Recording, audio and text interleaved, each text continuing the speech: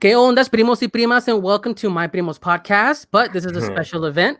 We are live today, coming to you from Texas Latino Comic Con 2020 in Mi Casa. With me tonight, of course, is my primo and yours, El Chicume, El Siete, my primo Walter. Say what's up, Walter. Hey, what's up, man? How you guys doing? Well, how you doing? I'm good, man. Haven't It's one of these seen you in a things. long time. It's been a while. It's been a while. This COVID Been a thing has while? really stepped on things for us. But today is a special show. We are not on our own like usual. We try to have guests, but today we Yeah. have a very jam-packed show for everybody. We are after hours. We are the con after the con. And so we're going to have guests coming in. We're going to blow off some steam, have some fun, talk about some art, topics, everything that you couldn't get done during the day. So remember, guys, our show is a weekly podcast you can catch on any streaming service around the globe. My Primos podcast, just look us up everywhere. Now, I want to start bringing in our guest, Walter. So first Go up, ahead. I want to bring in with us. You were lucky enough to buy some of his books when you got to live in person, when someone actually was able to go to a con, because that's changed now. Oh yeah. So Right, it's so- more. Though that's the thing. Well, actually, I don't know. That's true. But yeah, go ahead. Continue. Because you only buy things at cons, but looks like we're waiting on a guest to arrive. I don't show them online yet, but we're gonna, I guess, move to the second in line. Yeah, because I don't see Jose coming in. Anybody have word on Jose? All right, no Uh-huh. problem. So we're gonna move forward, but we have with us joining us from the West Coast. We have Miss Crystal Gonzalez. She is joining us here. There she is. Everybody, say hi. Hey, Hey, how you doing? good, No. good, doing well. Right. Well, we met at AfterCon last year too. You and Chikume had some cool words, but we're gonna dive Back when that into was a thing, right? When meeting people was a thing in person. So exactly. But we're gonna go into your work. Talk a little more than you could earlier in the day. Show Oh, off some of yeah. your animations. So I'm excited to do that. And we're gonna go ahead and also introduce another one of the regulars that we chat with on a regular basis. We have the team that have 5 meets. We have Oscar Garza and Rolando Esquivel. There they are, the 5 meets. What's, Hey, what's up, guys? Hey, I like your shirt.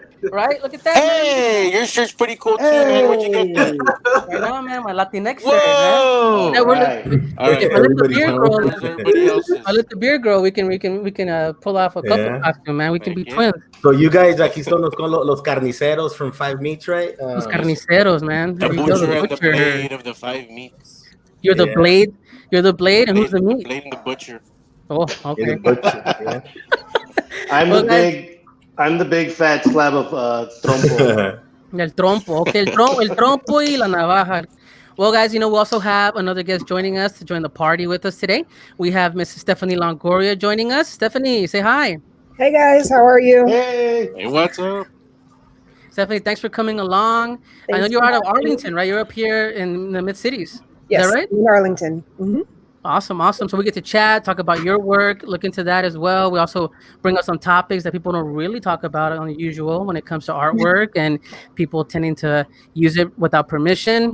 People be thieving out there. So we Yeah. got to talk about that as well. But, I want to thank the hosts, that are you seeing behind the scenes right now. You don't see them yet. They may pop in here and there, but they have been doing an awesome job all day, guys. So round of applause for them because they have been doing it all day. Hector Rodriguez, Kevin Garcia, they have been really carrying it for us. So thank you guys. And also, you fucked up because you let us on the air live. So yeah. Yeah. So we're gonna go ahead and have fun. That's apparent. Hey, I was. Damn, I'm gonna Didn't mute you myself. tell me not to actually. curse? well, I mean, it's one thing when you tell them Hey. they're not gonna curse, and then when you get on live, I mean, what are they gonna do? Cancel the show? I mean, Well, Yeah. I was told to keep it PG-13, which I thought was like pretty good for 13 minutes. So as long as we keep it clean for 13 minutes, I think that's what should be meant. So Hey, Hold on, you hold guys got one per show. Ooh, there's One a per censor. show. There you go. There you go. Watch that language there. Watch that. The teachers. So we're are doing we're doing Disney Plus. Disney Plus. There you go. You can do one F word per No, show. man, it's Nick Mom. Remember when Nick used to have Nick Mom after like 8:30? Very I don't know inappropriate. Nick. Mom. ¿Quién es ese dude? your I don't kid's know that guy. watching Rugrats or something, and then about 8:30, Nick Mom comes on. It's mom's telling like dirty jokes about about breastfeeding and all this stuff, and it's like, well, not appropriate for after Rugrats, but Are here we you? are. Were you watching the same Nickelodeon we were watching? I have a kid, man. So he's watching something, 5 years ago. He's 5 years old and watching TV, and then boom, hey kids, it's time to go to bed. It's time for Nick Mom. It's like, whoa. And Wow. there's guys, I haven't introduced him again. There's Kevin Garcia. Say what's up to Kevin Garcia, everybody. What's up to Kevin Kevin. Garcia?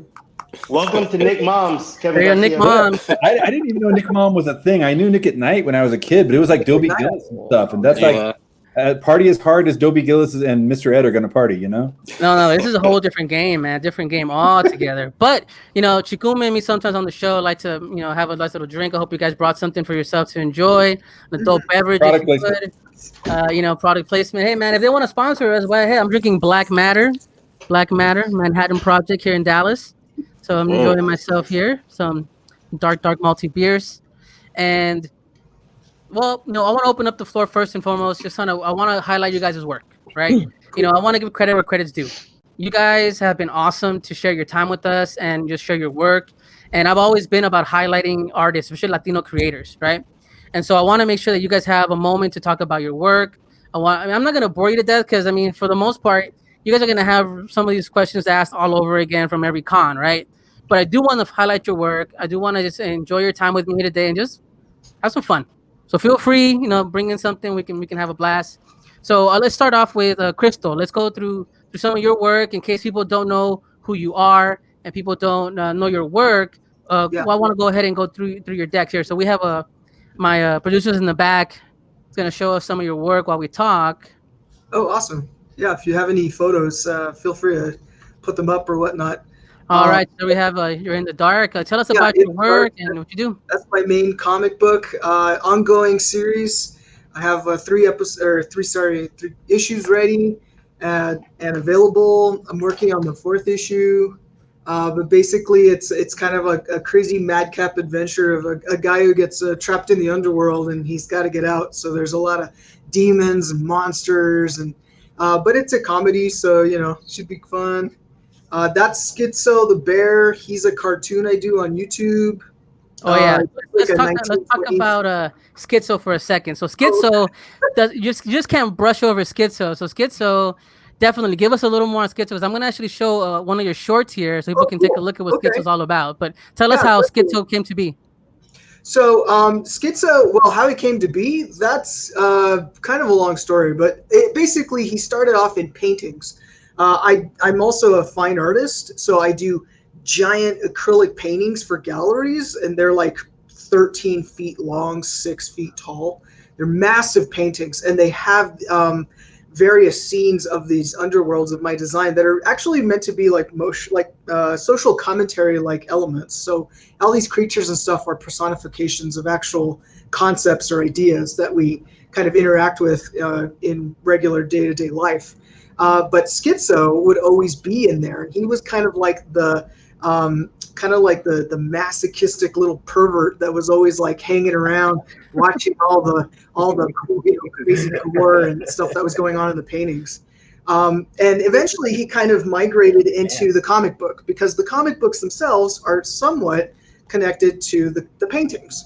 So in these underworlds of my own design, where all these creatures kind of reside, Schizo also resides there. And so, Fibble, the main character in the comic book, does actually end up meeting him in the 2nd issue, which is idolatry. He's like the demon of mass consumerism. He's sort of like a half Hello Kitty, Mickey Mouse demigod guy, and he like eats people that like worship. Well, it's not Hello Kitty. His name is Happy Kawaii Cat.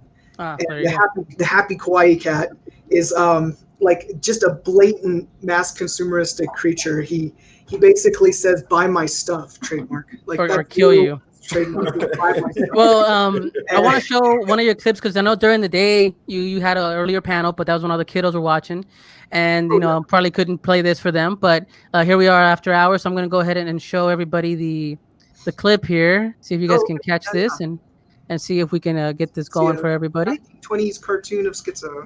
Yep, 1920s cartoon, and I'm going to put that into a more pleasing view. There you go.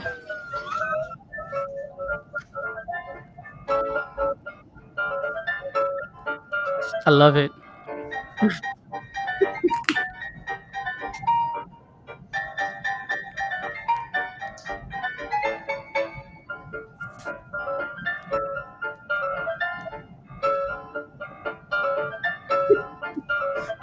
Wait.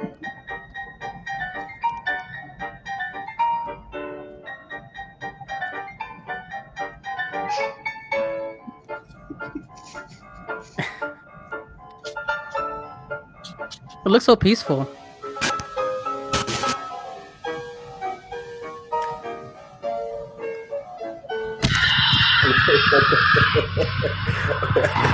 What triggered him? Wow, There you go. There you go. So, yeah, so Schizo the Bear, those cartoons they're flash cartoons, but I try to make them Yeah. look like really gritty, like they're coming from an old reel of the 1920s. The whole idea behind the cartoons themselves is that people wanted to know more about his history. Like, why is this 1920s killer bear like residing in my underworld? And so the story that I kind of made for him was that in the 1920s, his cartoons would play in theaters like old cartoons did, Popeye, Felix the Cat. But when people watched his cartoons, they would end up actually going and saying, killing people, killing themselves. Like they were so violent that they realized that these are like a hazard to human health. We need to destroy them. So all the cartoons got burned, thus sending him to the hell Purgatory. that I The hell that created. he's in. So there he is right Awesome. there, like, hanging out on the couch with Fibble. No, I dig it. No, it looks awesome. I love the it's funny, it's hilarious to me. I love how shocking Thank it you. just comes out of nowhere. So people definitely could- something to look out there, guys. Look out for Crystal Speaking of Gonzalez. Look dark for his stuff out there. I want to move on to Rolando and Oscar, guys. I want to talk about Five Meats. I want to talk about your book. I want to talk about both of your series that you have. Can you guys share about your work, what you guys do, and just kind of pimp your wares? Tell him, Rolo. Well, Arf, arf. we are Five Meats Comics. First of all, is my beard in the way? Can you hear me pretty good? Because I know Yeah, we're your having beard some had to have a handler, and I think we your got it under mic control. is still behind the beard. You yeah. don't need to move the mic in front of the beard. Yeah, I'm not yes, kidding. okay. It's still happening. There we go. Now I can hear you. Right there. Here we There you go. go. All right. I'm gonna tape it like There you this to go. my face. So no, we're Five Meats Comics. We do primarily comedy comic books. Our first title that we did was Mashbone and Grifty. It's like an action comedy comic book. It's kind of a spoof of like 80s buddy cop movies, that kind of vibe. So basically, these two, one of them's a Mexican monkey man, the other guy's his cowardly best friend. They decide to start a detective agency, and it's a do-it-yourself detective agency. So they started out of their favorite local bar, and they just decided to help their community. They start off with helping the people right around them, just the other barflies and stuff. So every adventure that they get into, it leads them into very ridiculous places. But it just kind of was born out of just a lot of little jokes and stuff that we would come up with as far as the writing in it and stuff and the tone. Just a lot of comedy that we were influenced by, different TV shows, stand-up comedians and stuff. But at the core of it, it's really kind of also about our hometown, trying to put the humor from our hometown on display. Yeah. Because it's very specific. It's very like particular. We're South Texas border town. It's a little bit Mexico, a little bit of the U.S. It's it's like the Texas Republic of the United States of Mexico, kind of. Okay. It is. Like this whole area down here. So anyway, so because it's a real culture clash, no pun intended.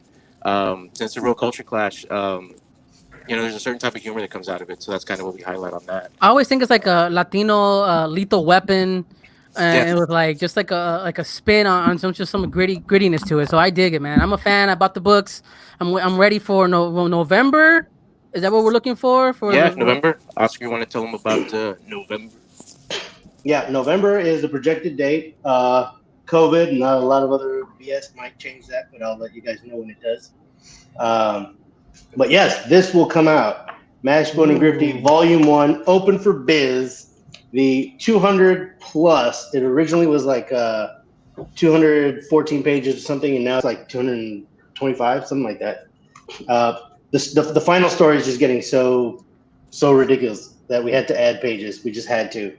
Yeah, this is the test book that we got, and we have all 4 of our adventures in it. And the cool thing is that our original adventure was black and white, and now Or you put some through the color. magic of Kickstarter money, There you go. it's going to be in color. Use. Yeah, Yes, Nice. that's and it's looking really cool. that's like And- super exciting for us, man. Like to have that Yeah. first issue in full color. Yeah, that's Wow, nice. that's nice. Man, Oh, there you go. you Your full screen, man. Yeah, go ahead and show off the art. There we go. Look at that. So it's coming out really nice. We're doing a lot of really cool things in it. So and from we can't wait to show volume you guys. one, from volume one to this volume to pardon me, from issue 1 to volume 1, what's the year? Well, how long did that take? Oh man, what's it been like 4 years?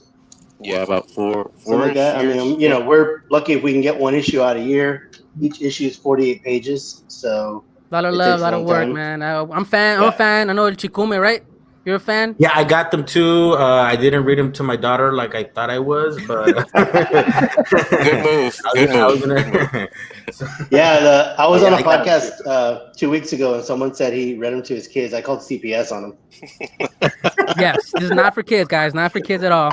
It says so on Definitely the not for cover. kids. Says so It's on the undercover. Yeah. You never know. But hey, man, my kid's 10 years old, 11 years old. He's watching Schizo. He watches I mean, some random stuff Yeah. too. It's just Latino mean, kids yeah, are tough, it's- man. They can take it. yeah, and your kid's not out there killing pollitos, right? So he's No. he's not. No. Yeah, it's not it's not that insane with it. Like it's just Yeah. some bad language here and there. I mean, there's Nothing way more that your intense stuff 10-year-old out probably there now, hasn't right? Oh yeah, absolutely. Oh, yeah. Yeah. Okay, but 5 meets. Man, I love your stuff. We're gonna just keep this party rolling. But I want to talk to Stephanie. Stephanie, you came onto the show with us. I want to talk about your work. I want to talk about how you came into creating and just so people can look at your stuff and really just talk about your stuff. Pimp your wares. All right. So originally, I'm a graphic designer. I worked in mostly the fashion industry for a while, but now for the last 4 years, I've been teaching art. I still do my Studio Longoria stuff on the side. I love it.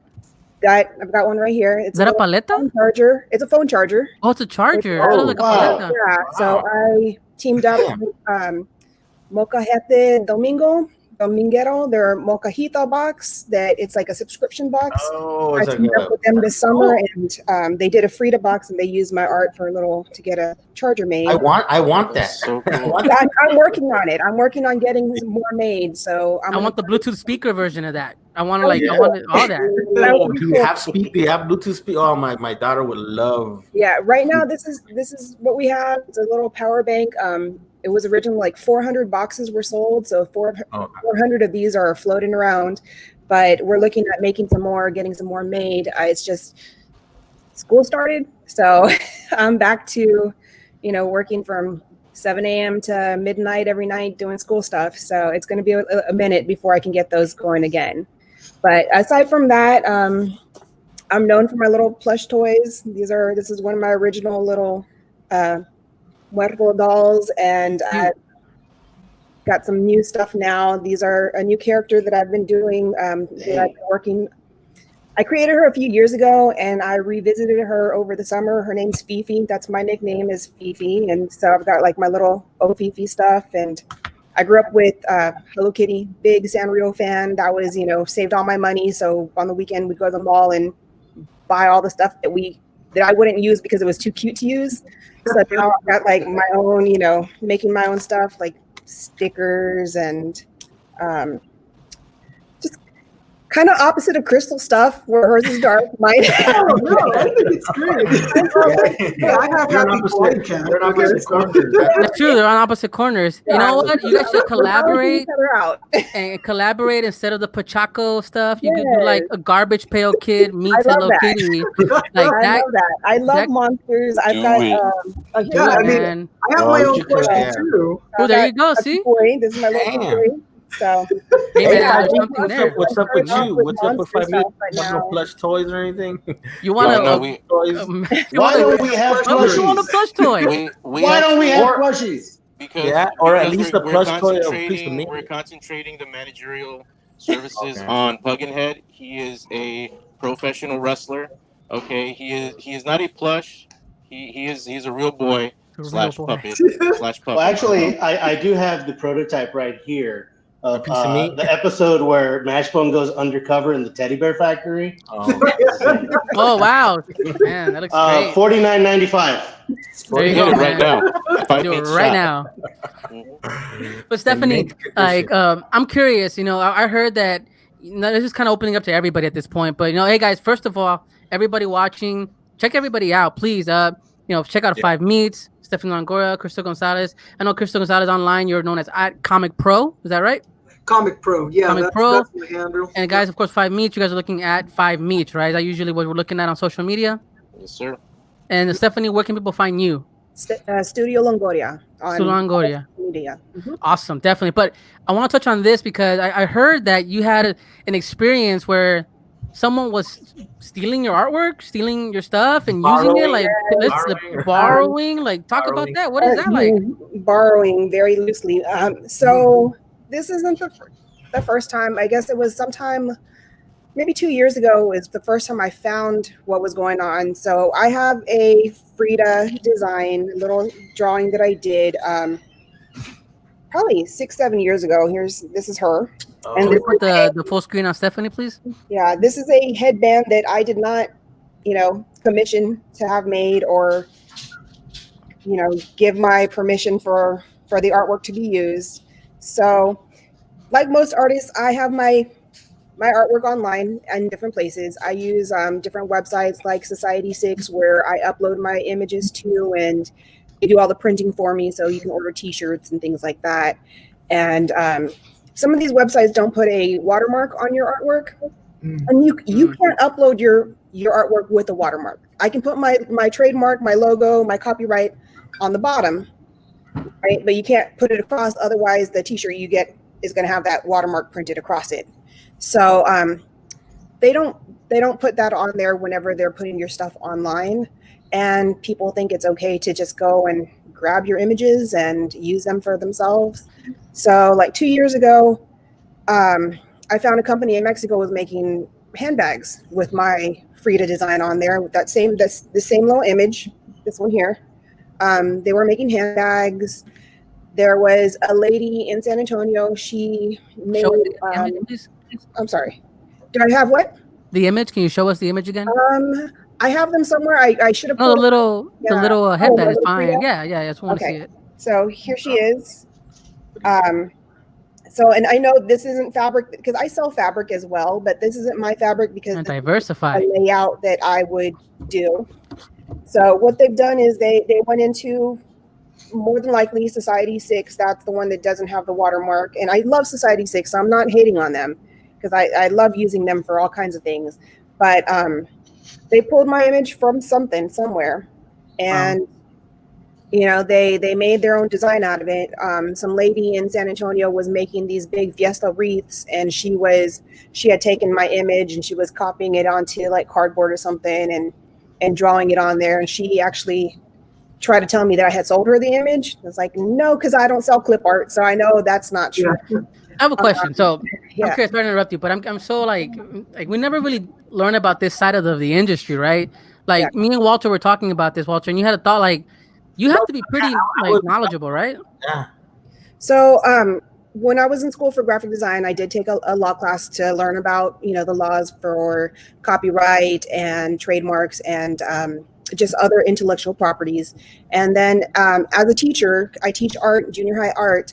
Part of the TEKS, which are our teaching standards, we have to teach the kids about copyright.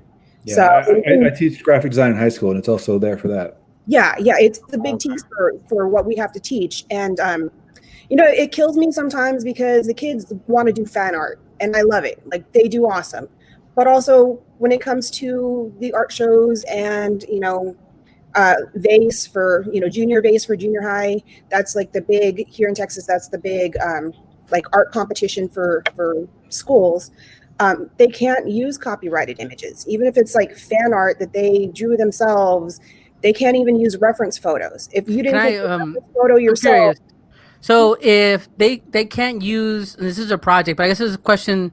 They can't use that for the project for whatever competition they're doing, right? Yeah. But I'm curious. Let's talk about in general, right? Like for everybody here on the panel, I want to ask Kevin, Oscar, everybody, please, Crystal, chime I in. jumped in because this is a topic that I care a lot about. I have a lot of friends that have been affected by this. There are creators as well, and exactly, I teach this all the time. Don't be that person. No, exactly. Like it's important because nobody really acknowledges it. You know, we have fun about it, but at the end of the day, this is everybody's hard work. Yes. Like in the podcasting world, you know, there was a time where people were trying to copyright the podcast general. So meaning if you ever did a podcast, you owe people money. Just you mean the word? They want to trademark the word podcast. The word podcast or trademark the ability to podcast was a whole thing, whole movement, right? And there was a whole thing behind it. Thankfully, we didn't get there. It's a patent trolls, right? Patent trolls, right? But I'm curious. For example, Crystal, I know for a fact your stuff has been used tons in like fan art and like fan clips and fans videos. I have some pretty passionate fans. Like I have fan art up the wazoo. Like you look for that's a bad place to have fan art too. No, and I love fan art. Actually, because for me, like whenever I see somebody else's like artistic interpretation of Schizo the Bear, I just love it. You know, like sometimes they just go crazy with him. You know, like one of the features that he has in like a lot of these, you know, in the books and the comics or whatever, he has these pubes that kind of poke out of his pants, and they're sentient, so they can actually eat things. They come out and they grab rats and stuff, right? Rolando, how's your beard? Is that thing have a mind of its own? I mean, that explains a lot about his mic. His mic can't work by the beard stopping you. They open up the wall in the wazoo or whatnot.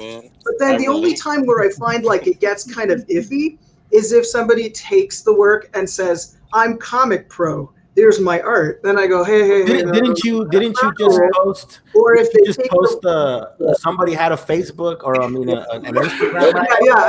I actually just had to tell somebody like, "Hey, you don't call yourself comic pro," and then say like, you know, because unfortunately people, they might just see the name and then they just start following that account and they don't know it's not me. Hey, I had a question. So I have to kind of just tell people up front, like, no, you don't do that. I had a question. I had a question on the same subject. I was thinking, me and Stanley me and Freddie were talking about it. When it comes to music, or at least music for sure, you yourself as a consumer can kind of point out and say, "Oh, this sounds familiar to this." Yeah. So they kind of copied, or you yourself become, and then you might like people will make a video about it and compare it and kind of do the heavy lifting for the artist in terms of honestly. And that right there, that's what helps creators. Yeah. So then my question is, their ears and eyes out for somebody copying them, and they say, "Look, somebody copied you, and look what I found." Yeah. And on the other hand, if for artists that produce pieces like you guys, is it harder? Like, do you have to do your own policing in a certain way, like and try to enforce it yourself? I mean, I do. I always do. I mean, luckily for YouTube, YouTube has like the ability to actually tell me when my cartoons are being, reposted. And if it's like, them doing a reaction video or something and they're freaking out, I love those. I'm like, yeah, those are awesome. But if it's somebody who's like, hey guys, check out this cartoon I found, no credit, no nothing. They just, they're just taking it for the views. Then I'm like, guy, that's crashing the party. Here we go. Yeah, I see that. So look who showed up. So first and foremost, we got Elia Maria. More people showed up. And we have Jose. Finally, what happened, Jose? Thought you fell off the earth or something, man. I've been partying, man. O con razón. After party. Míralo. It's the after hours. It's the after hours, man. We're all enjoying ourselves, talking about people stealing your art. Talking about where people take the stuff and then they take off the copyright and or they'll take the cartoon, but they'll take out the credits at the end, kind of a thing.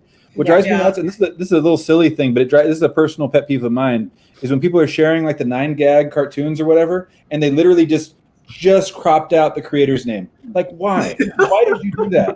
And so every Facebook group I'm in, because as my students tell me, Facebook is for old people. Every Facebook group I'm in.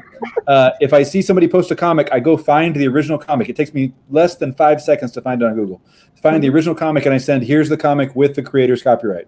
Because they're funny comics. The community though self-policing it looks like, because it feels like that's the thing. It's not the person sharing its fault, but if you know better and you like that comic, see if you can find it. Every once in a while, you'll find a comic that doesn't have copyright or anything anywhere, but like most times, if you look for it for 2 seconds, you'll find the original creator. So what I and found about and typically like with Stephanie, what happened to you? Like, how long did it take you to find out between when you created or put out Frida, and then it turns out that somebody was, that design I did years ago. It's probably like 7-8 years old. And no, but how long did it take for you to find out? You know, like do you know how long they were selling your stuff before honestly, you? I don't know, but I did find there's a website called PixArt, and it's like clip art stickers that people upload. So someone had taken my design, put it on there, taken out all the background, and made it free to use, free to download. So once I got that person taken down, I ended up finding that same image again with some other person. And so I've been really lucky that the people that follow me, like on Instagram mostly, they police for me, and they will send me anything that they think resembles my work.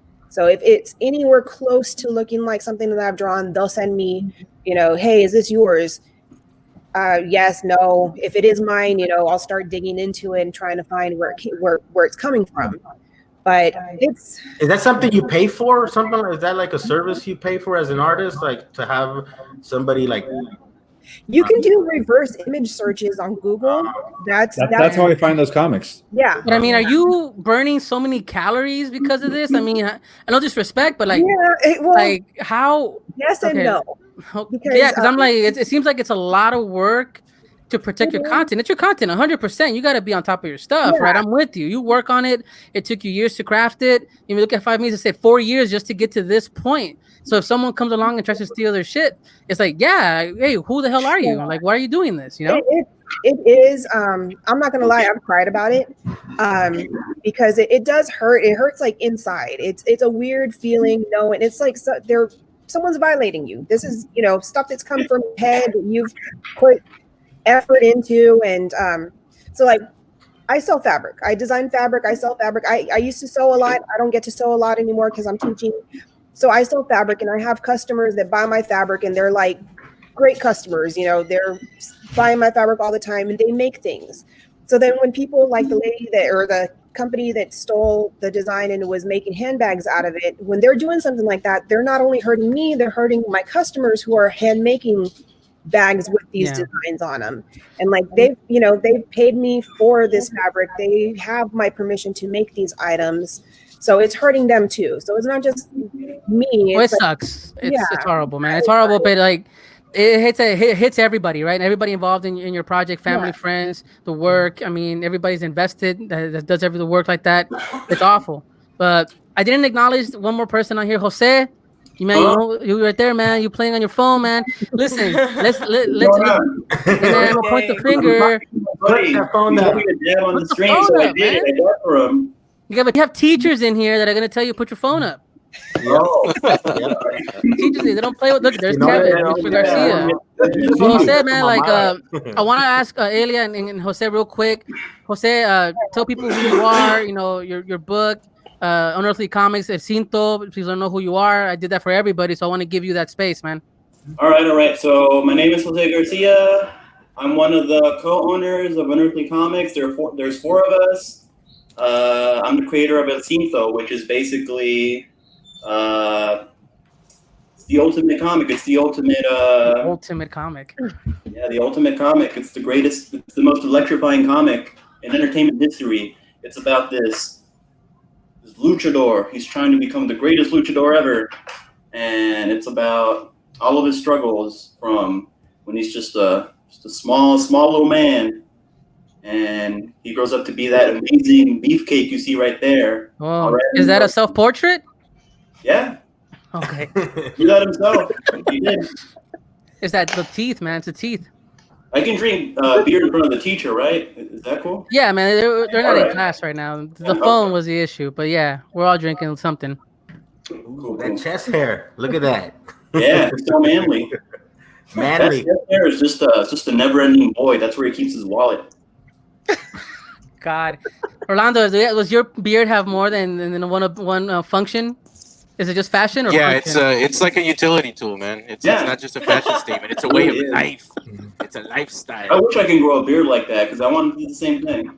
I can't grow Miracle Grow, hair, bro. so Just chia I don't know how seeds, to do it rub too. them in, just water it. Yeah, every now and Walter's. again. Oh, I got your right here too. Oh, yeah, that's my buddy. That's my buddy Jose Ramirez. He's the second owner of it. Yeah.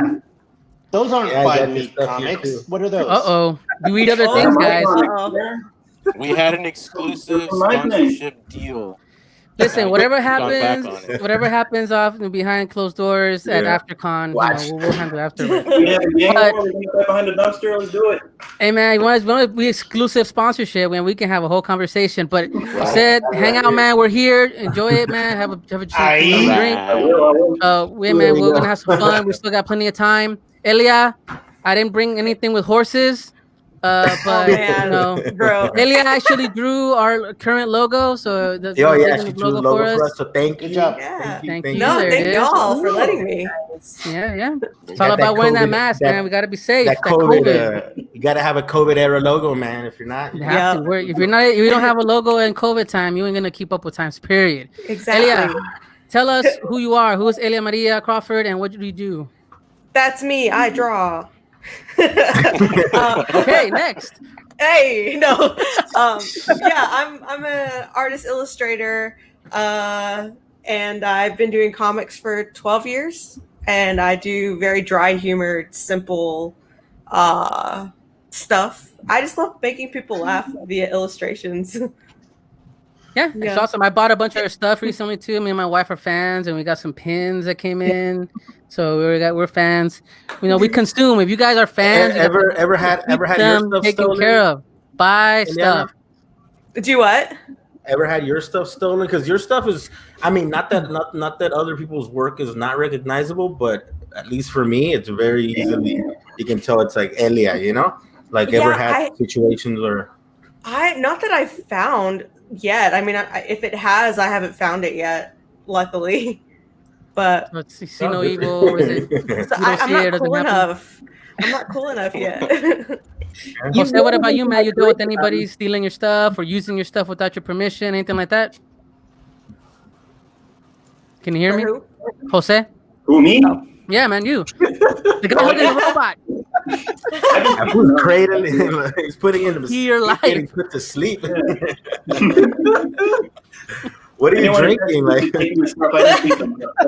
dude, he's drinking morphine. That's not a beer. I think it's scissor. Is it scissor? No, it's not scissor. It's not a thing anymore. What's that? What was it? Wasn't it a? What was it?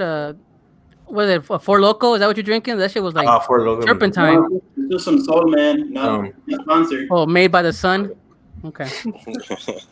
I'm drinking raw. Well, listen, guys. I have a question. Oh, Hold up, man. You know, okay. you're there.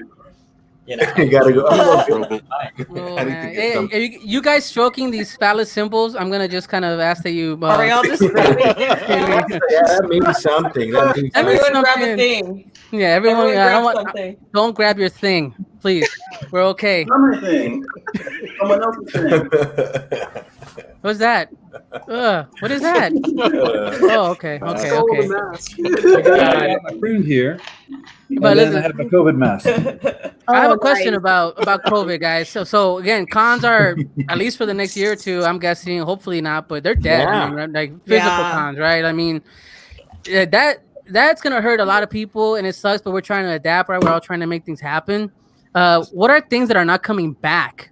Like, is the high five gone? I mean, is like shaking hands, blowing cakes, right? Blowing on cakes, sniffing butts. I mean, Yeah, licking people to say hello. That's for dogs, right? But dogs are gonna have no fun anymore. You know, look, you've seen Demolition Man, right? You high five like this. Demolition Man. Well, we have snacks with helmets and shit. Nah, man, that can't happen, man. No, it's not gonna happen. I have a theory on Comic Cons. All right. What if they had an outdoor Comic Con? Like, because then you could have the spaced apart tables. You put a little tent over it for the sun. Hopefully, when it's not raining. And then it's like it's like a farmer's market. Still have an artist alley. Yeah, like a farmer's market type. A thing. literal That's what alley. I'm saying. A farmer's market. Artist in it. Oh, You just have to trust the weather. Yeah, well, Exactly. it depends on the weather. Yeah. Yeah. I would probably do have your a jug of antiseptic because you touch, Oh, yeah. there's a lot of people. So You get some of that aerosol, Okay, aerosol antiseptic, and every time a fan comes up, you just spray them. when it comes to like everybody here they sell stuff obviously. Is there less of, at least when I've gone to the Comic Cons, you get like a lot of impulse buying, right? Oh shit, that's cool, and we go buy it. Are you getting less of that or more of that since it's mostly online now? None. You know, like Wow. I'm one of those impulse buyers at Comic Cons. I buy at every Garda Sally, and I don't feel that impulse. I feel guilty that I'm not doing it, but it's just not the same. Mm-hmm. Well, let's go down. Let's go around the table. Everybody say something on that. Orlando, start with you. 50, like, Yeah, so I always had an online store, so for me it was always just like cons were always a way to get new people to check out. Okay. Whereas like people who are already checking out my stuff online, they go to the web store. Like I've been doing more promoting online though, and as a result, because that's where it's going to be happening now since there are no cons to go to. And Orlando, about you? I start with you.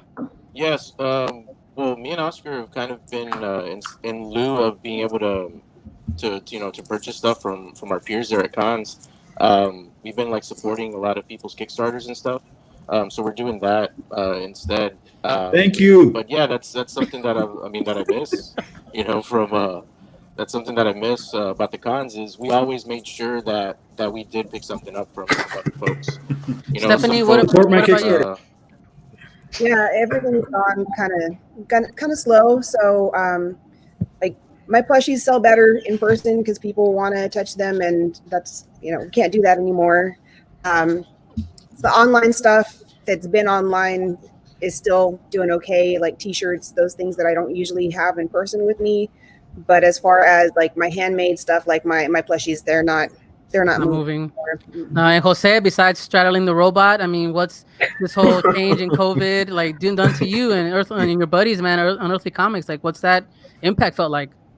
Well, it's pretty coincidental, but it's actually kind of funny looking back at it. But 2019, we had some cons, but we decided to take a break. 2020, we were like, you know what?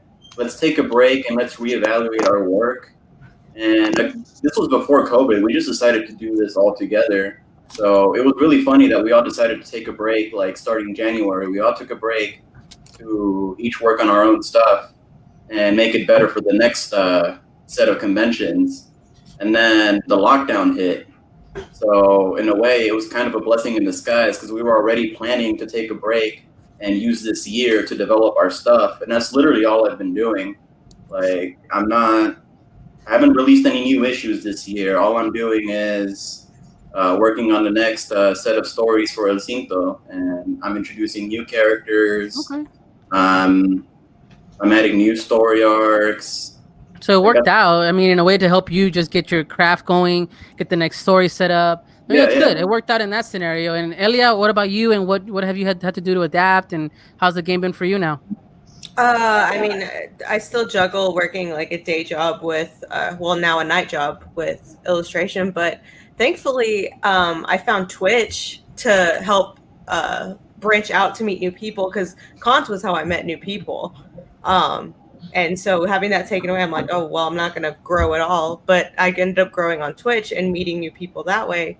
And my online sales have actually been better since COVID started than before. Like my online sales were garbage before, but I think it's just because I've learned how to harness online technology, thankfully. So I've been lucky. And rounding us out, Oscar, what's your thoughts, man? Like how's this game been for you guys? I know Orlando touched on it, but what else can you elaborate on it? Well, first of all, the main thing that's changed from that, and I don't think that will come back from conventions, is everybody at our table, when they would come, for some reason, they would give me little kisses on the cheek. They just go, you remember. I reach around, but that's no kissing, okay? I never asked for it. Okay. I never asked for it. Honestly, when I met Oscar, the first thought I had was, I got to kiss this guy. Says the guy holding the cat. Man, that cat. Hey, I'm with the barbacoa right here. I want to add a little personal story to this for a second. Go, man, go for it. So I have been a professional writer for 20 years. you were gonna say wrestler. I'm sorry. Keep going. I've been a professional wrestler for 20 years. I've been a professional writer for 20 years. First 10 years, I was working as a journalist mostly. And then the last 10 years, I worked at Marvel doing research and writing prose for them. Not the comics, but the prose. And for a lot of time, I would say, one of these days I'm going to make my own work. I'll make my own work. But I had this really, really specific, odd fear. Everybody's got that stupid phobia, that fear that's totally irrational, right? My fear was, I'm going to finally make my own work. But when I do, there's going to be an apocalypse. And it's going to be pointless because it's going to have no use anymore. Or something's not going to work for it or whatever it's going to be. And so Emmanuel and I got together to make our Kickstarter, which Tehuaro, donate now. And we were going to announce it in March. Okay. We were going to announce it in March. We had a video plan for it. We had a whole rollout plan for it. And then COVID hit. And all I could think was my one irrational fear, it came true. Yeah, so about that, we launched our Kickstarter, and then like 2 weeks later, COVID hit, and we were debating. We were going back and forth, like, should we just give up, like, even sending links? Or it was your Kickstarter that made me feel good about it because yours was so successful. But you guys did an amazing job. You had animated videos in your Kickstarter. Thank you. Yeah, it was a lot of fun to do, and so to answer the question earlier, it all kind of evens out because our online sales are down. Way down, but we had a huge Kickstarter at the beginning of the year, so that just pays for the year. I got you. As far as I'm concerned, it keeps you afloat. We make roughly around that. If we hit every con that we can, we make about that amount per year. So it evens out, and it's paying for what I'm working on now. So yeah, and to put the money where the mouth is. If we see a Kickstarter that we like, we support. Yeah, you support. That's what you're doing. Like, you support. Yeah, we've spent. Oh my gosh, we spent a lot of freaking money on. Is the book finished? Are you sure your book is finished? You're probably spending this money. No. I'm spending like baby formula money. Oh, okay. Pobrecito. If they had formula. Aren't they like 10, 12? I don't know how old your kids are, but formula. They can still eat baby formula. Come on. No. I mean, I guess. Man, look, man. Baby formula, as long as it's got the nutrients they need. You could chain a kid outside with some Lunchables and 10 years old, and he'll be okay. But like the baby's I'm gonna go on record to say I do not chain my kids outside. I'm done with that. Hey, man, Salvadoreño, Mexicano. I guess it's a whole different game, right? We're raised a little tougher in Central America. But let me drop another question to you guys. I'm just curious out here because we as Latinos, we always try to make sure that we're interpreted in a good light. There's one thing that always nags at me and bugs me, and just in general, pop culture, movie, film, what have you, even comic books. When the Latino trope, and I say that word because it's like shit that just annoys the crap out of me. Like, oh, of course he's dressed this way, or of course he speaks this way. Like, what are the tropes that we are just fucking done with? I'm gonna start because I think I have a good one, but I'm gonna go down with Oscar, then Rolando, and down the line. For me, anytime the Latino character makes an entrance, lowrider plays. I'm done.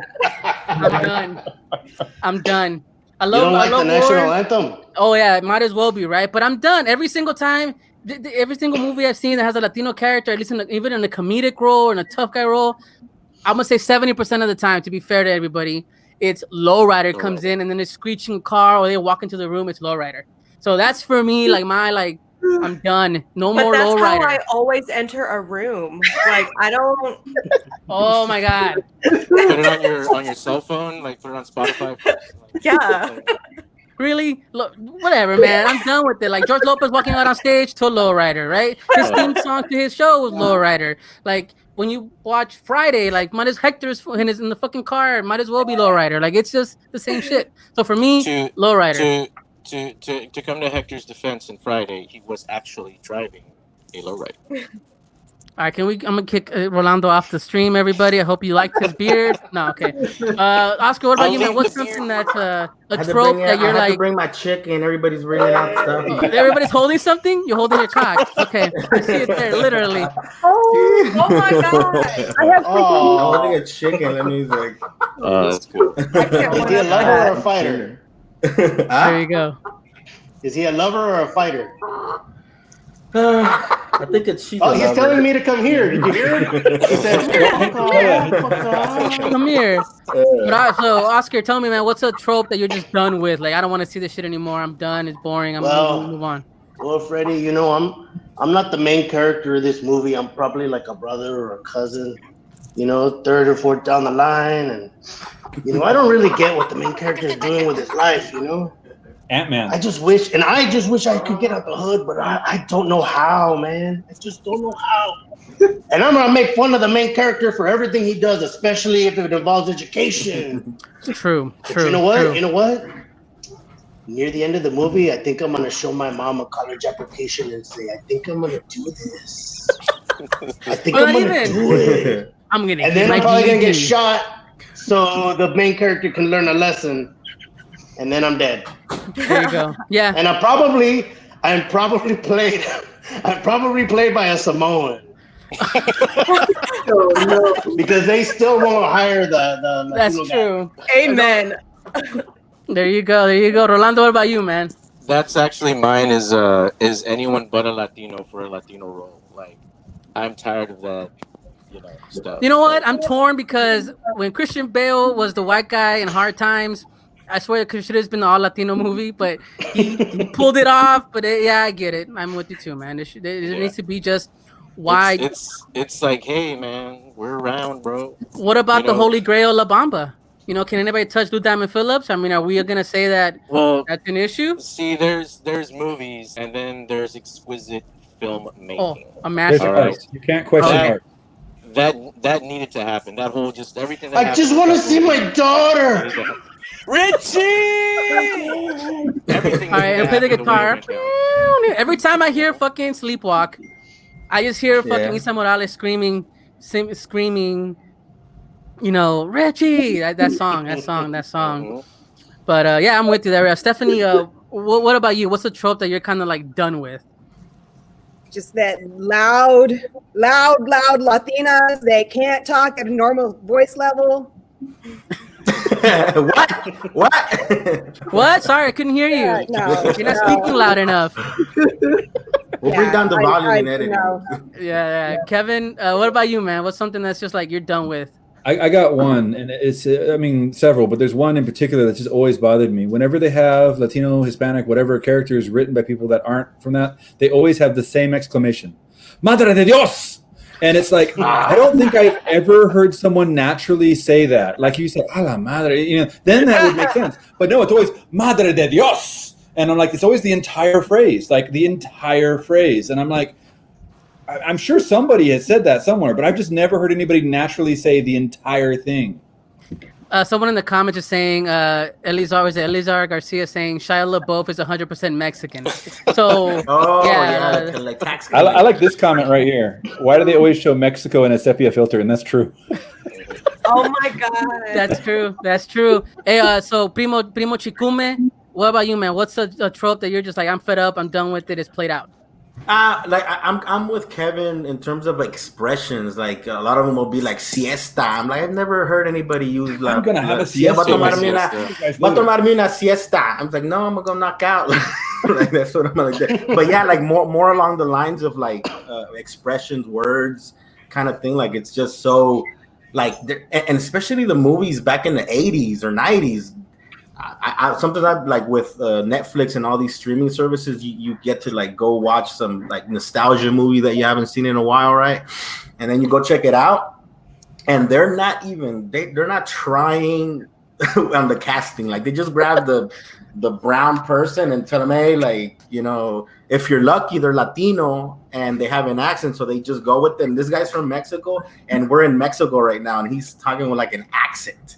Like he can't even speak. And so that's one of the things that I you see less and less now. But back in the day, you used to see it a lot. Like not even try to kind of get something right.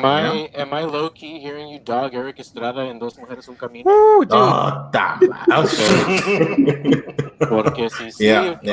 Hey man, Eric Estrada, Chips. That was my childhood.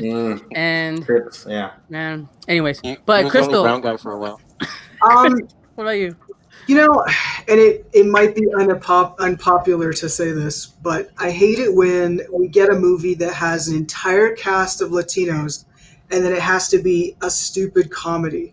Like something like Dora the Explorer. Like when I saw that, I was like, you have an amazing cast of talented actors here, and I have to watch them getting kicked in the balls and like doing stupid stuff, and you know, and I was just like, really? Like I'm sorry, I didn't like Dora the Explorer. It's just like I like Dora, but I get what you're saying. You know, like why can't there be all Latino class with some substance, right? With some substance, yeah. And if it isn't comedy, like really dumb comedy like that, then we. I mean, they're like it's always like, oh, we got to be on the border. Right? There's got to be drugs involved. Somehow we got to be narcos, and it's like it's always about the narcos. Like every single time I hear a Latino story, it's always involved somehow. It's always like that. It's kind of the main go-to. Hey, look, it's Hector. Hey. Uh-oh. Hey, I'm sorry. By the way,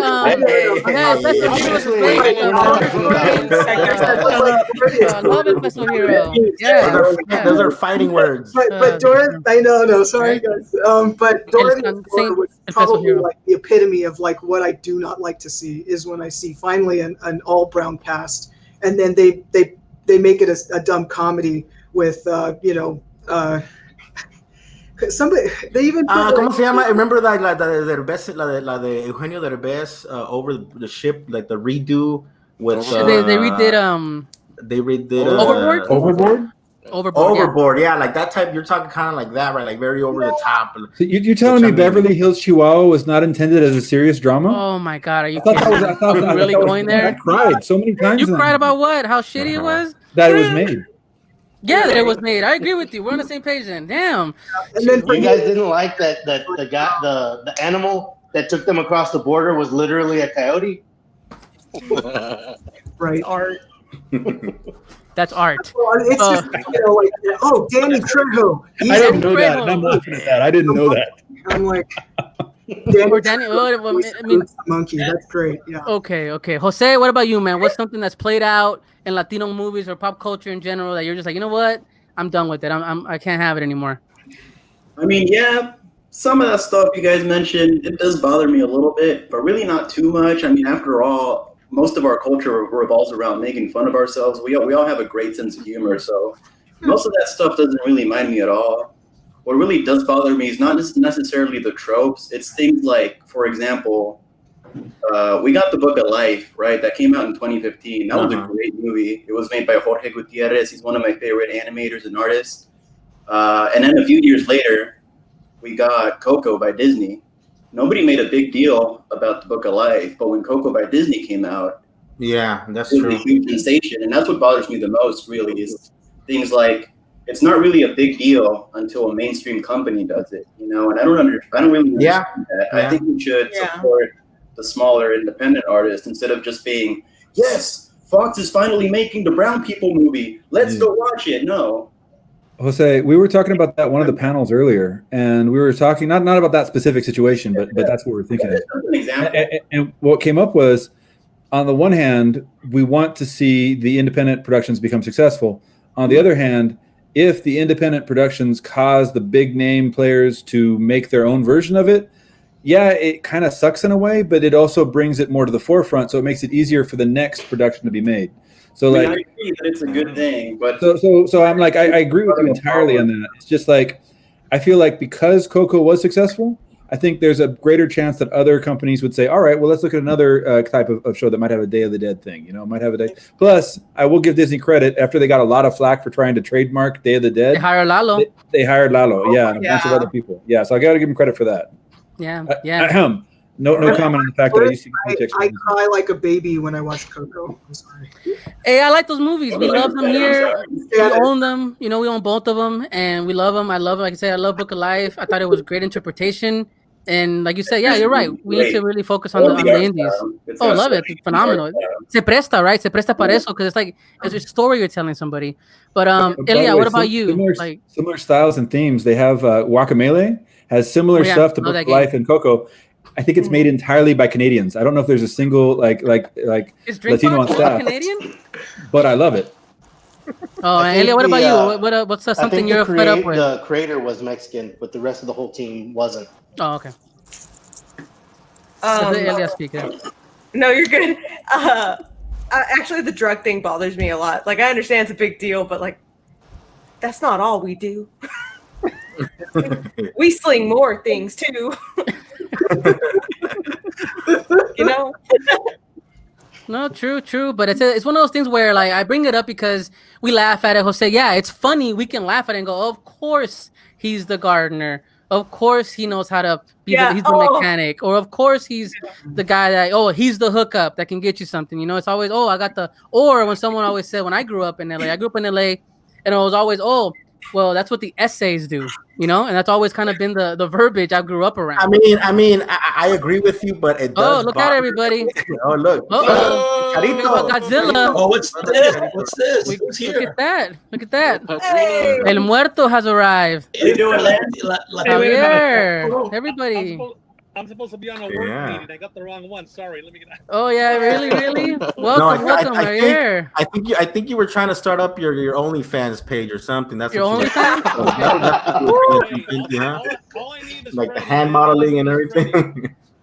Oh wait, this is it because these are your only fans. Rolando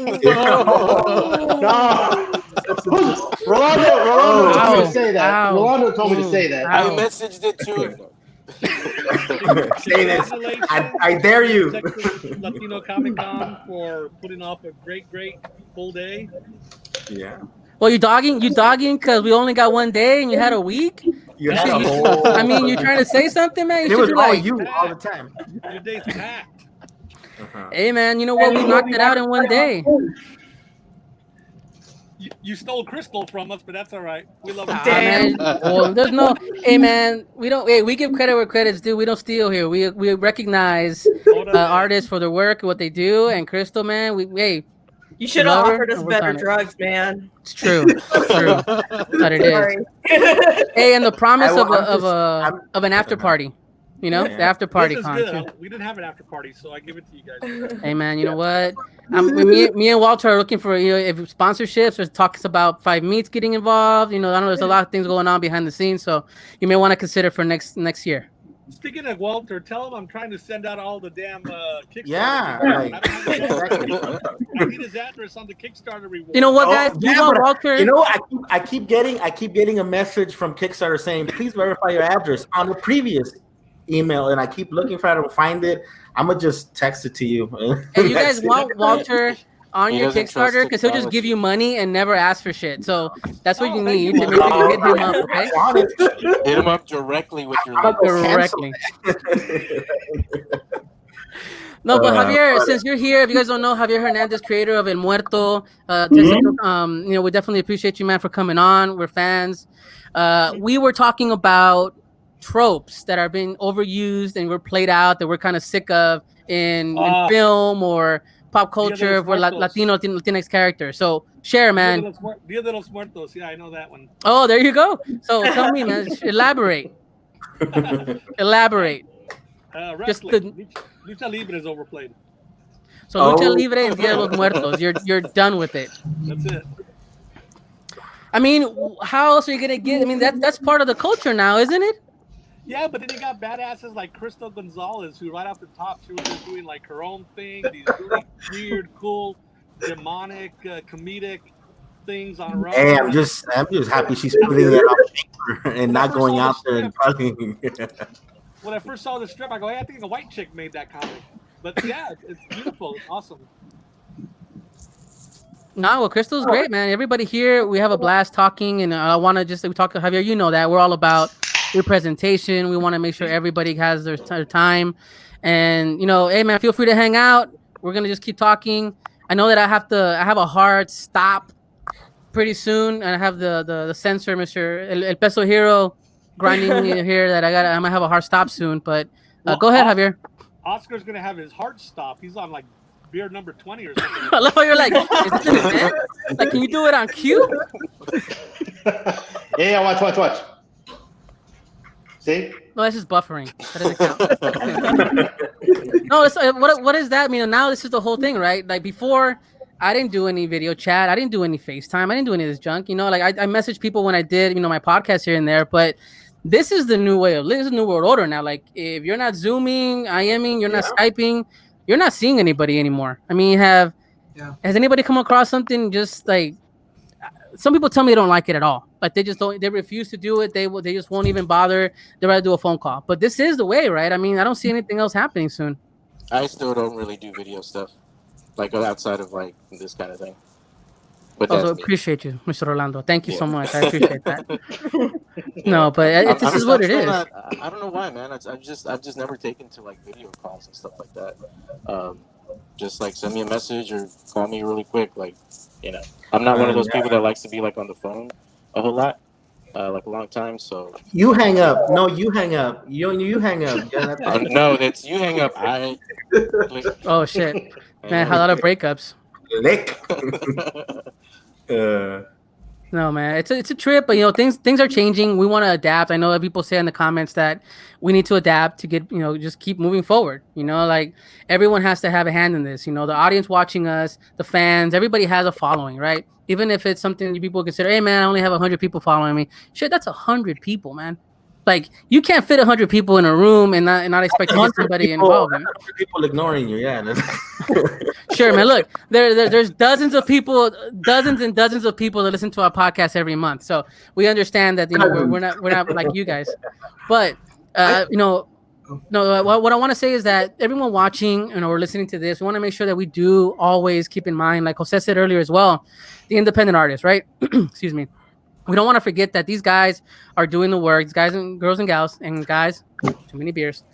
So we want to make sure everybody that is working here is recognized. Guys and girls and gals and goos and and gooses and chickens and all that stuff. No, definitely. But I think that we want to make sure that we're all recognizing everybody here. So Javier, look, he's joining us with his drink as well. Just water. You sure? You're hydrating. You're stretching. You're getting exercise. Yeah. Okay. Cool. I'm glad you're here. Awesome. Well, I gotta head out actually, you guys. So y'all have fun. Y'all all right, yeah. Have a good one. Good night, everybody. Take it easy. Everybody here. I wanted to just chime in and just say that engagement, I think, is super important, and even more so than ever. Like. Yeah. I do not normally ever put myself in a camera, but I just feel like you have to. You got to do that. But it's also like a lot more fan engagement, just to kind of like let people know that you're still here, you're still working, you're still like making new stuff. You haven't. I don't know what you're talking about, Crystal. I'm so camera shy. It's crazy. I'm sorry. Some people are naturals for sure. What they put in. Love to come out and I saw that dude on all 6 Telemundo channels. Right? No, dude, I saw that dude on every panel.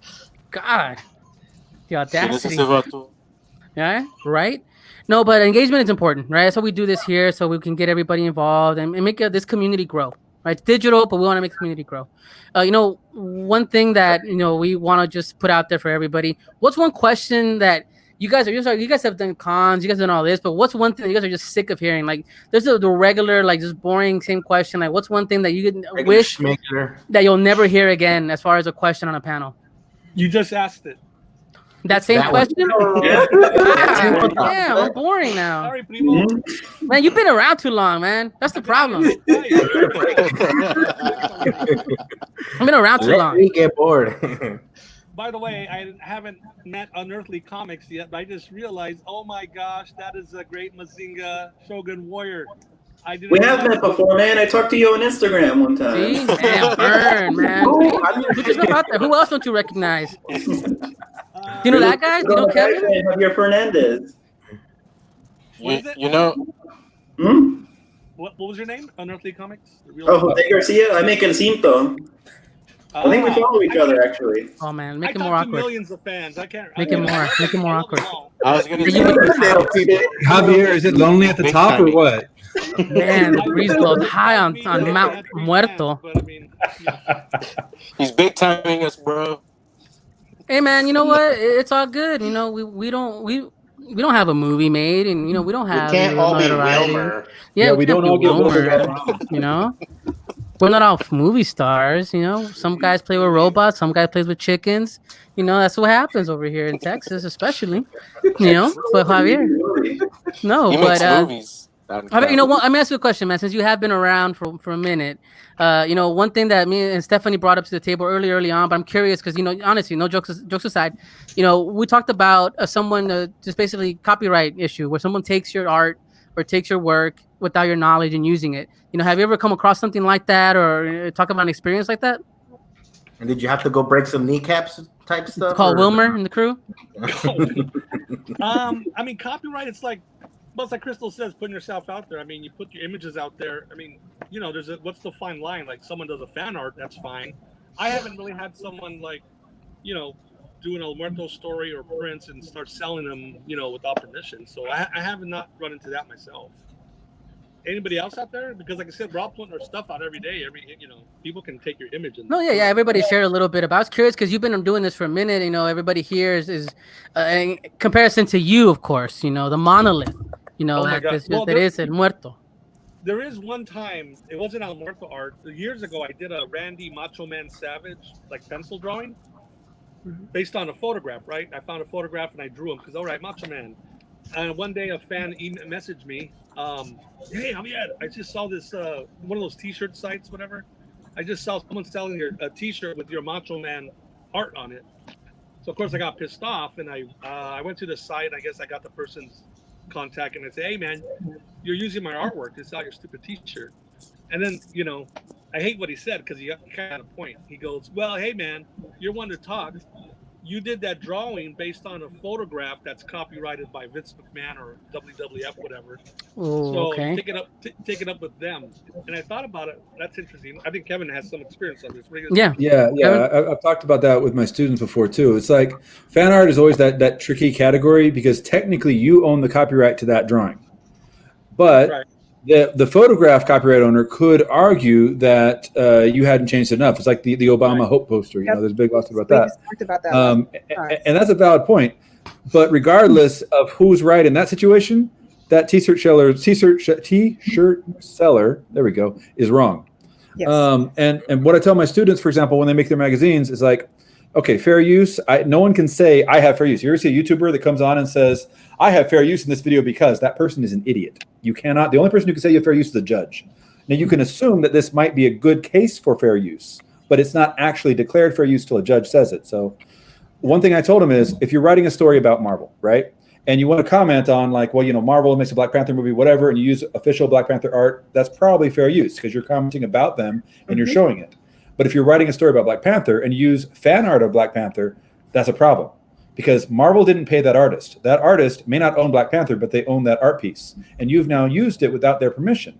Now, that artist who created the Black Panther thing for Marvel, they've already been paid. They got paid by Marvel. Marvel put it out there. They want to promote it. They want newspapers to write about it. But that fan artist, they didn't get paid for it. So you should not be taking their art. So yeah, whether or not the fan art is right or not, that's iffy. But regardless, they cannot take that fan art.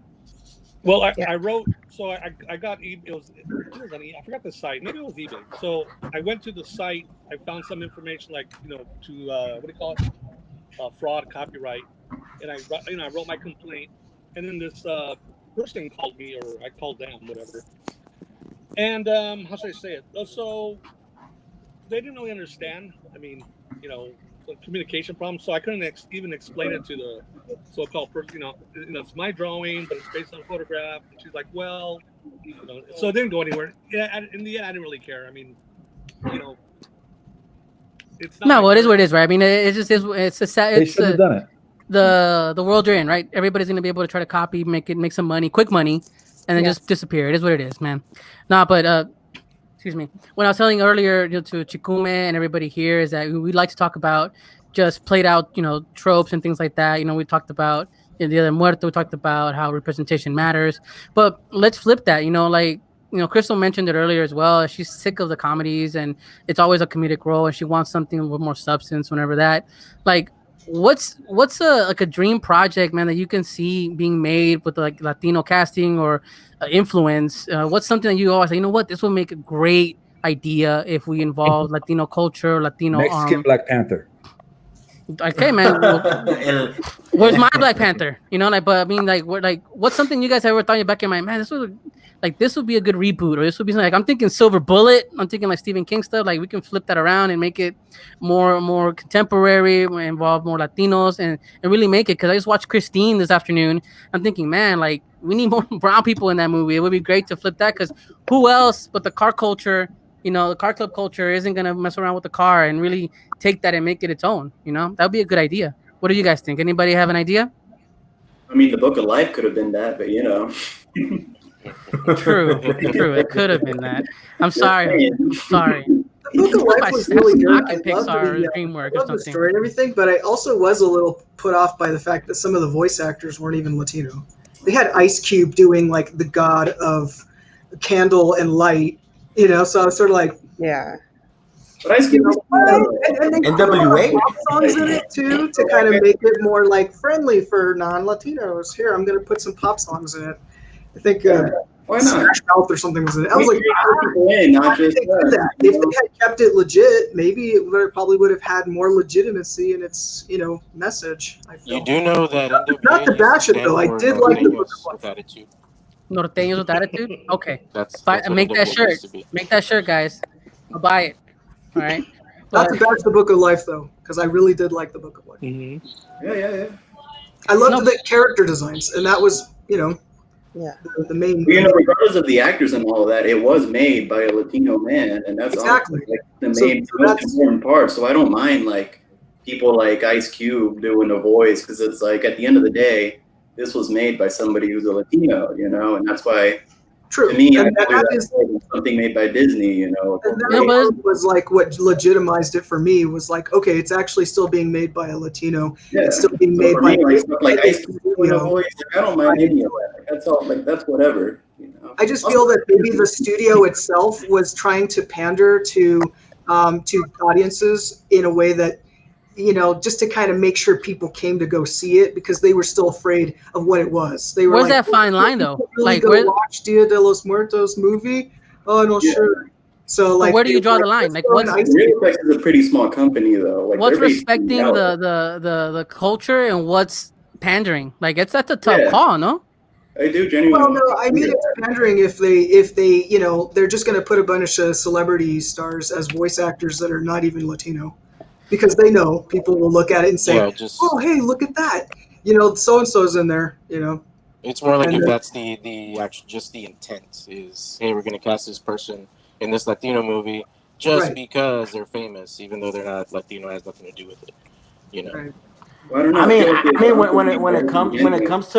when it comes to voice acting though, like if I see something, it's like an afterthought and who's voicing it really at the end of the day. Or like, it's for sure, unless they specifically start to advertise it as that particular person. So for me, it's like an afterthought of who's voicing the character, and I go, oh shit, they were on that. Okay, cool. But if it's still kind of like an afterthought, why not give a Latino, given that there's not that many around, you know, not that many. Right, and there are so many well-known Latino voice actors out there, and they don't get a shot because Nicole Kidman decided to do the voice. And it's like, I've heard of that's not cool. Like just because she's a famous actor does not make her a voice actor. Like voice actors are an entire, you know, talent. You really have to voice act when you're a voice actor. Because I don't know, I've also heard. I'm an animator. About, you know, when I see a good voice actor, I know that they can play a character so well. Whereas sometimes I feel like they just picked that, you know, that superstar from Hollywood, and he or she does not know how to actually emphasize a good character voice. The 3D Lion King was awful. Sorry, it was all those voice actors. I have heard had no acting whatsoever. Their voices were planned. But I have heard about actors reaching out to creators wanting to be on shows, rather voice characters and that type of stuff. And if a big name shows up, obviously they're going to pay attention to him. Like I heard about what is it? There are the rare ones where they're actors and they are film actors, but they know how to voice act. I mean, Robin Williams. I mean, my God, he's amazing, right? But he's both. He could be a voice actor plus an actor. But sometimes I just feel like they only put the actor because I remember I heard that Yeah, but that's mostly a Hollywood problem. That's just a problem with animated movies in general. That's true. not. But the reason I brought it up was because of the Book of Life doing it, and I was like, why'd you do that? You should have just picked an all Latino cast to do the Book of Life. I mean, I did hear about like George Clooney. George Clooney wanted to be on South Park, and they made him like a chicken or something like that because they didn't want him. They just made him like they gave him like the stupidest thing because they didn't want him on there to begin with. But there was like they fucked with him by making him a chicken or something like that. So. But is that so? I mean, are we still in that age? And like you said, Jose, are we still in the age of Hollywood, just saying, "Hey, man, it's star power. I don't care if it's white. I'm gonna put it behind this voice and the character's Latino."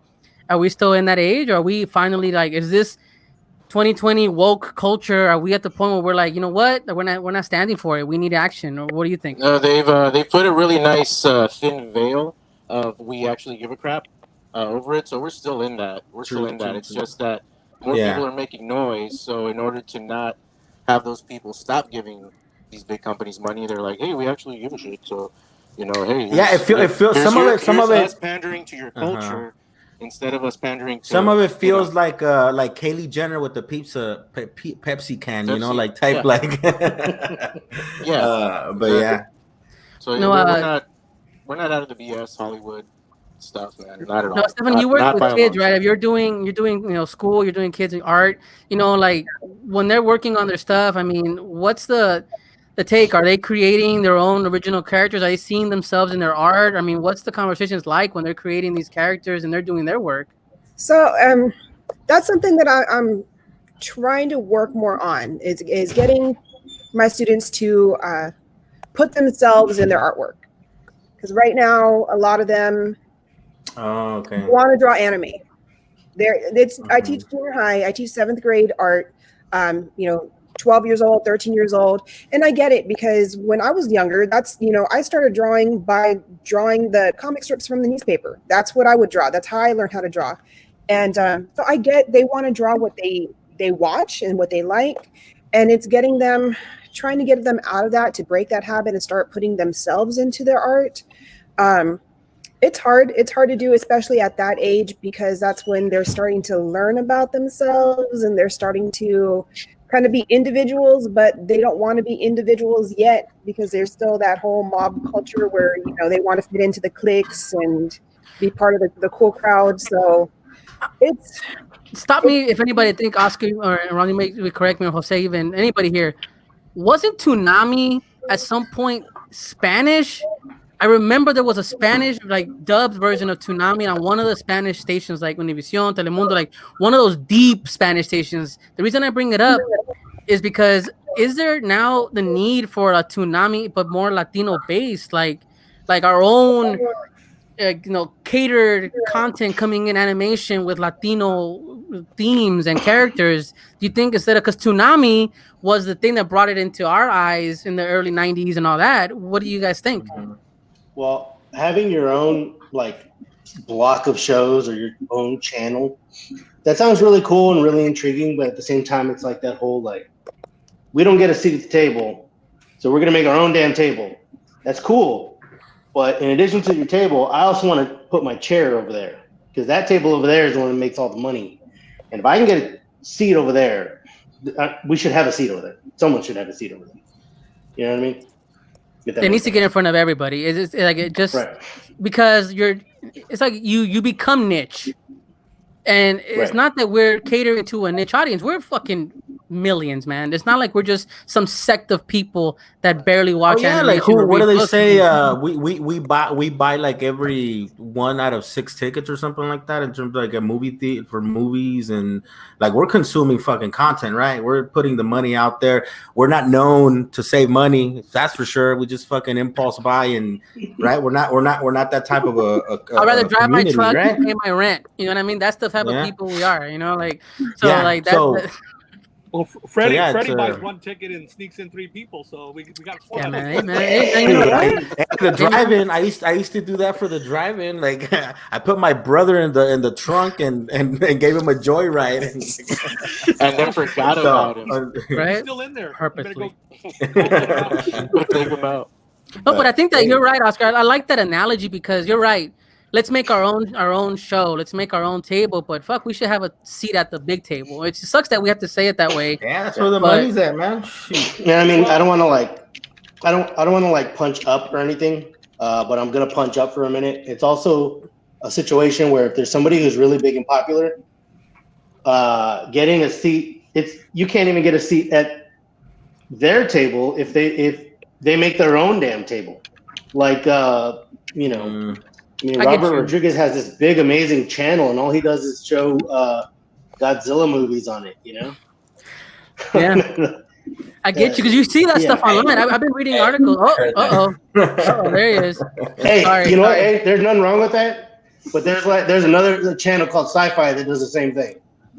Or like comment or any. Well, the thing is, right? There's plenty of people saying, "Oh, hey, you know, I'm producing all Latino culture. I'm producing Latino artwork. Or I'm producing Latino films and this and that." Where is it? Like, where did it end up? You know, like where is what they mean is I'm a Latino making money. Whatever's going on with y'all, pues no sé. No, I mean it's dirty, it's gritty, it's the truth. It sucks, but maybe I've always had this, and me and Walter talked about it on our show, where it's unfortunate, but I think maybe I'm just a hopeless romantic on this one, but there used to be the connotation of Latinos step on each other to move ahead. You know, that they're not pulling each other up, that they're stepping on each other to get up.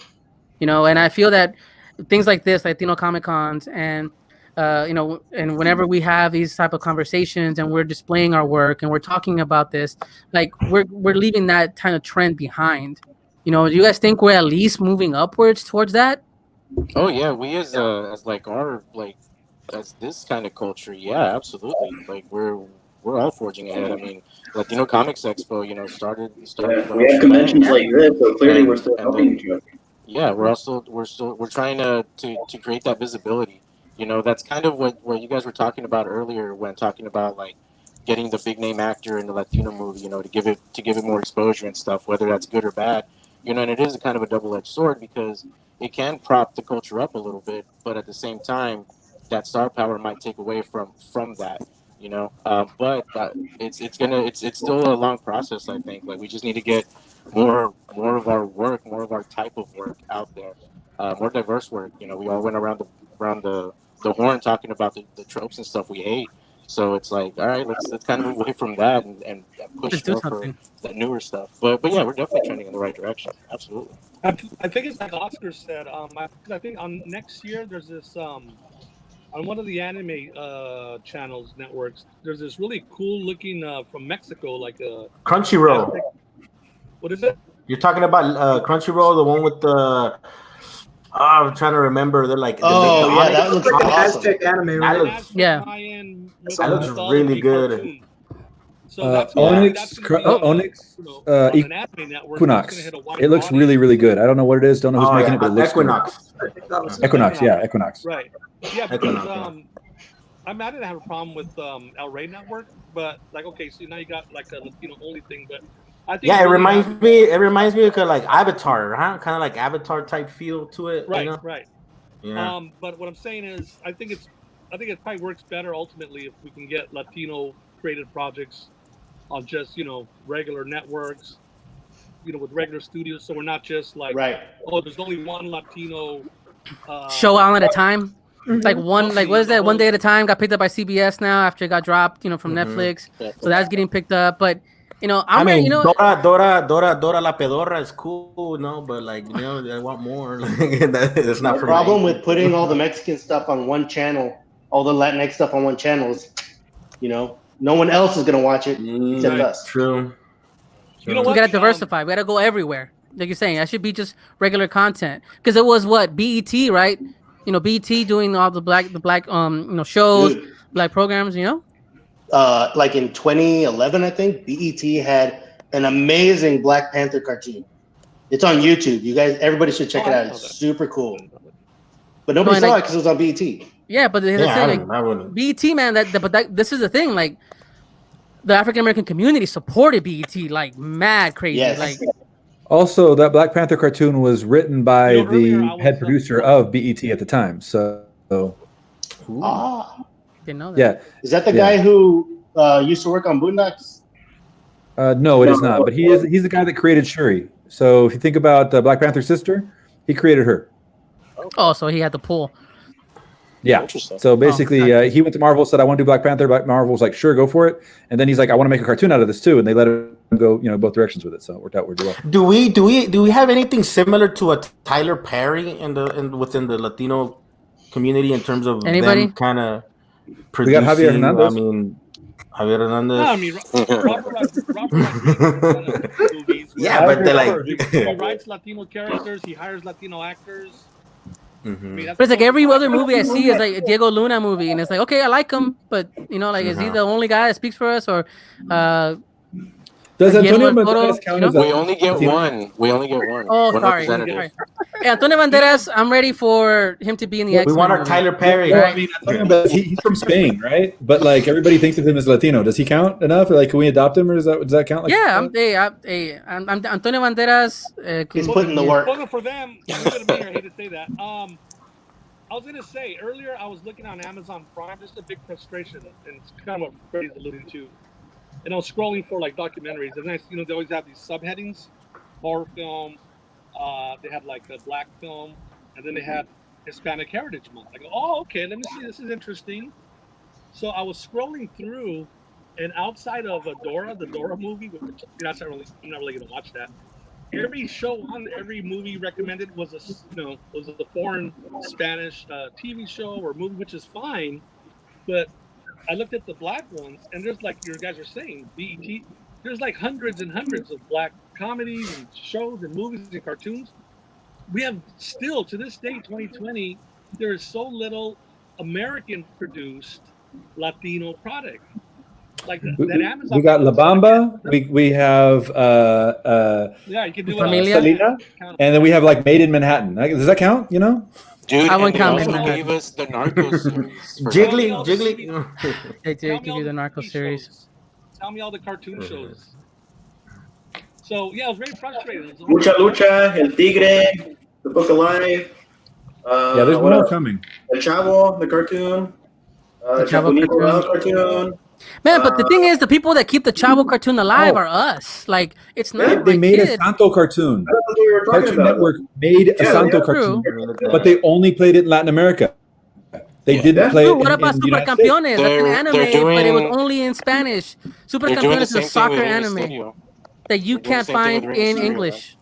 If you think about it, Super Campeones was a Japanese cartoon about soccer that is only found in Japanese or in Spanish.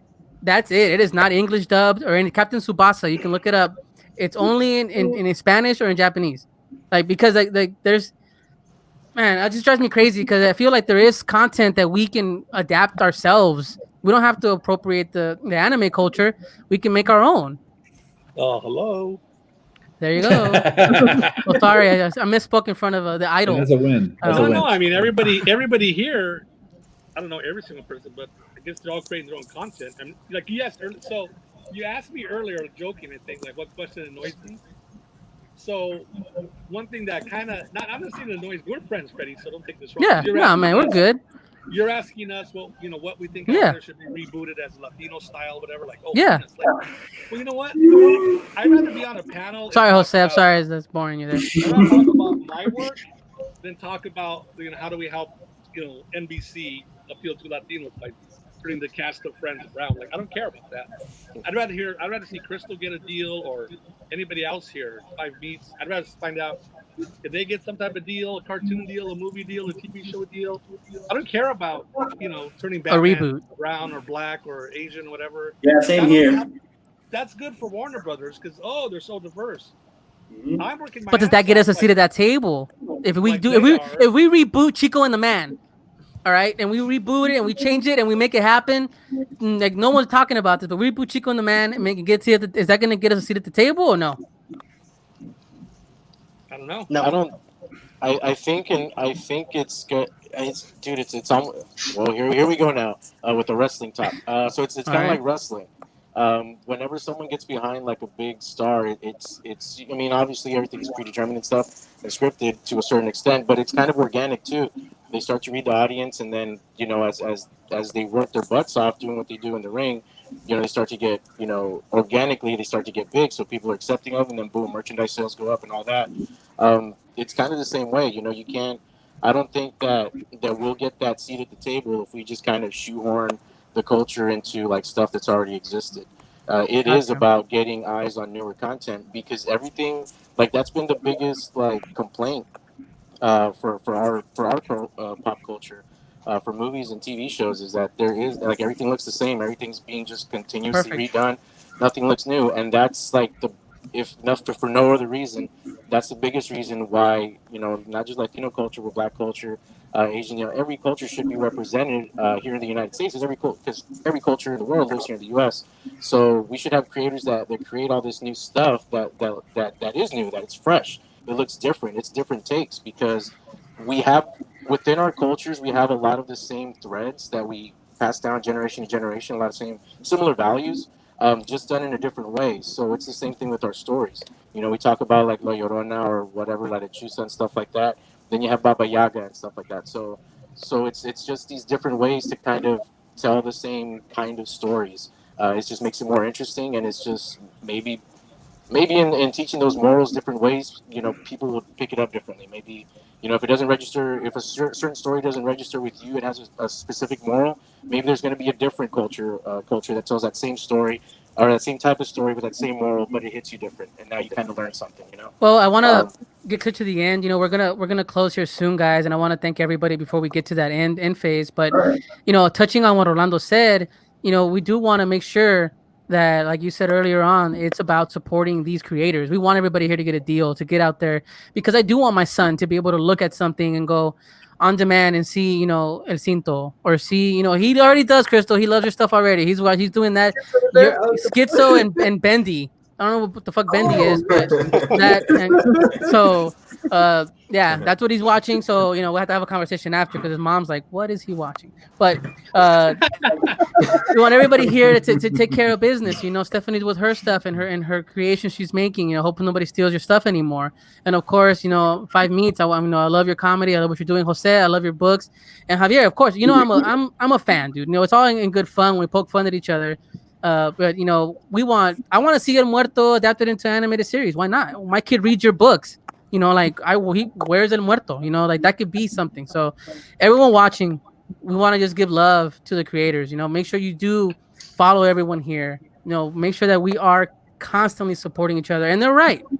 I was egging them on playing the other side of the fence, but we want these original creations to last because trust me, there's nothing here that is forever. So we need that old stuff to just go away. With a new school, we need you guys. We need everybody here on this panel to move forward. Kevin's working on something as well. His partner Emmanuel, which we'll have him on our show soon to discuss his work. But everybody here is welcome on the Primos podcast. Just know that you guys can catch us weekly. Everybody watching, I want to thank you for watching our panel as well as everybody's panel you had already on today. We are going to have, of course, Hector come on, and kind of close out our episode today here. But I want to just thank everybody for watching and everybody for coming on the show. And I'll turn it over to Hector and to Kevin. You guys have a good night, Primos. Hey guys, thank you so much for being on board. We had a lot of fun. We had a lot of viewers, a lot of amazing comments, attendees. We look to having some more Texas Latino Comic Con, whatever it might look like, 2021. But we'll definitely be ready. So, right, Kevin? Let's do this. Let's rock and roll. Hey, so in about 20 minutes, we're going to have the last one of our Mi Casa from Texas Latino Comic Con, and this is a tribute to George Romero with the Living Dead creator. Who are you going to be talking to, Hector? Daniel Kraut, as well as Freddie Mejia, co-moderator, Horst Sterner from Dead Central, big blogger, so it's going to be a lot of fun. So After Hours continues with George Romero celebration. So join us in a little bit and be among the dead.